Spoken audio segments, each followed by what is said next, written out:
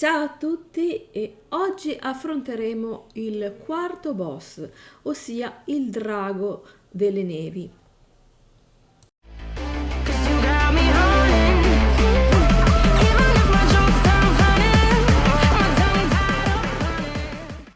Come prima cosa dobbiamo cercare la runa, ossia quella pietra con tutte le scritte rosse. La possiamo trovare nelle zone appunto di montagna e soprattutto è nascosta, guardate, nelle costruzioni in pietra.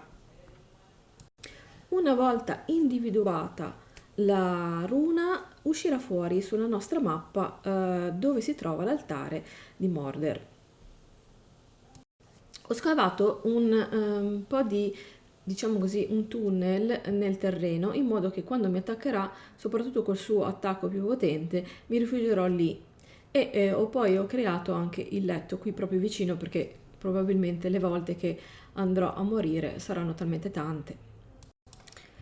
Come tutti i boss di Valheim, Mordor può essere evocato solo agli altari mistici. L'altare in questione è in pietra ed è riconoscibile perché è circondato da 3 ciotole per l'offerta. In queste ciotole dovremo mettere le 3 uova di drago che abbiamo raccolto precedentemente.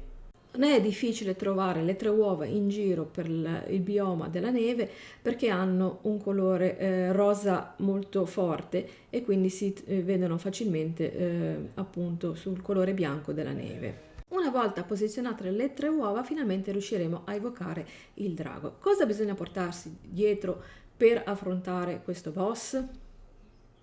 Dunque, come prima cosa, come vi dicevo, le 3 uova. Se andate a indossare la cintura che vende il mercante, riuscite a portarne 2 contemporaneamente. Poi dovrete fare un terzo viaggio. Naturalmente questo se giocate in single player. La prima cosa che dobbiamo fare sarà quella di andare a creare un'armatura con le pelli di lupo. Sarà necessaria per proteggerci dal freddo, ma siccome il freddo è molto forte qui sulle montagne, bisognerà anche portarsi una buona scorta di idromele resistente al gelo. Abbiamo già visto come farlo. Mordor può valutare un discreto numero di mosse e alternerà il volo con l'atterraggio. Mentre vola sparerà dei proiettili che diventeranno cristalli di ghiaccio quando toccheranno il suolo. In quel momento andranno ad esplodere e quindi sarà molto pericoloso, quindi possiamo schivarli abbastanza facilmente. Bisognerà semplicemente scattare da un lato o all'altro o come in qualsiasi modo riuscire poi a evitarli. Questo per quanto riguarda quando lui rimarrà in volo. Invece, quando andrà ad atterrare, dovrete osservare attentamente la sua faccia, insomma, perché avrà un alito di ghiaccio che vi andrà a colpire. Questa è la mossa, secondo me, più potente di questo boss, quindi dovete assolutamente evitarla. È molto facile capire quando la va a fare perché ha proprio una vera e propria animazione, quindi ve ne accorgete.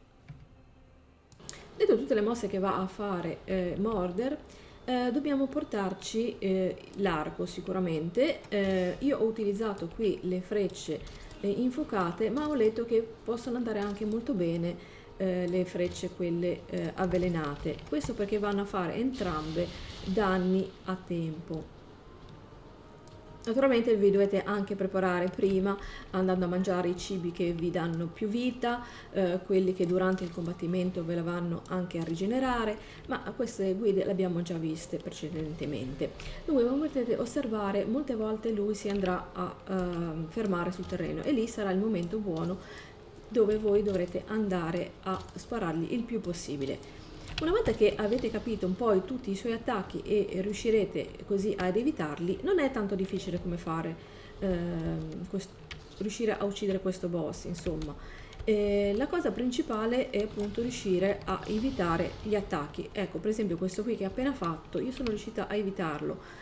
Basta semplicemente evitare perché questo secondo me è il più potente. L'unica cosa che ho trovato abbastanza difficoltosa è che purtroppo ogni tanto potrebbe arrivare qualche mob esterno al boss, quindi qualche lupo o addirittura ho visto che c'erano anche degli scheletri in zona, eccetera. Io questo boss l'ho sconfitto in una sola manche, cioè evocandolo soltanto una volta, però devo dire che sono morta almeno 2 o 3 volte. Fortunatamente avevo fatto il letto lì vicino e consiglio anche di farvi una cassa dove andare a inserire dentro l'idromele per il freddo. Se giocate da soli probabilmente morirete un paio di volte.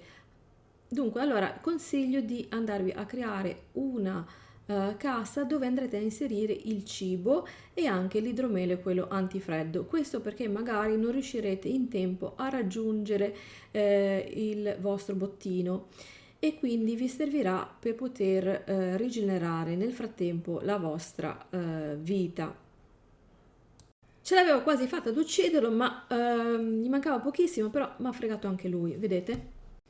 Allora, ecco qui che lo affronto praticamente senza armatura e niente, perché ormai gli mancava pochissimo. E finalmente sono riuscita anche a uccidere eh, questo ultimo, cioè penultimo più che altro boss, perché in realtà i boss sono in totale 5. Allora, una volta che lui va a morire, ci droppa queste sfere. Ecco, vedete che qua poi spuntano fuori anche i lupi e spesso potrebbe succedere. Eccoci qua di nuovo.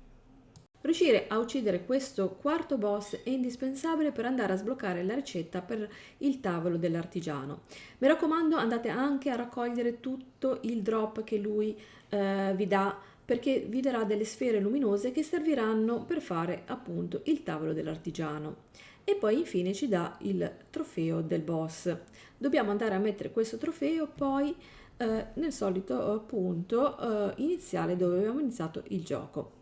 Questo ultimo trofeo ci regalerà un nuovo buff, ossia quello di avere sempre il vento in poppa.